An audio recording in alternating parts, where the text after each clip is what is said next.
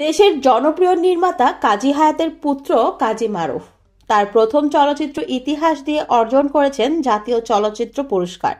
এরপর বেশ কিছু চলচ্চিত্রে কাজ করলেও পরে চলে যান আমেরিকায়। সেখানেই বসবাস করছেন তিনি।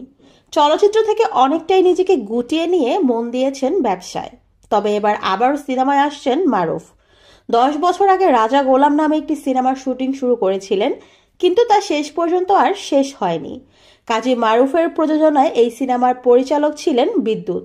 এবার নতুন করে সিনেমার গানের রেকর্ডিং করা হয়েছে। পরিবর্তন হয়েছে গল্প ও পরিচালকের। কাজী হায়াত এটি নির্মাণ করবেন। জানা গেছে রাজা গোলাম সিনেমায় নায়িকা হিসেবে পরিমণিকে চাওয়া হচ্ছে। এরই মধ্যে পরীর সঙ্গে কথা বলেছেন মারুফ।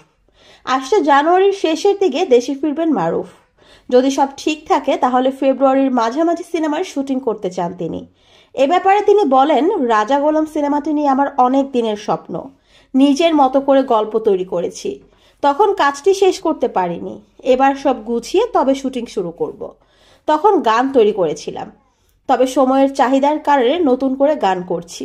গল্পেরও কিছুটা পরিবর্তন এনেছি বাবাকে দিয়ে লিখিয়ে। দেশে ফিরেই পরিমণিকে চুক্তিবদ্ধ করব।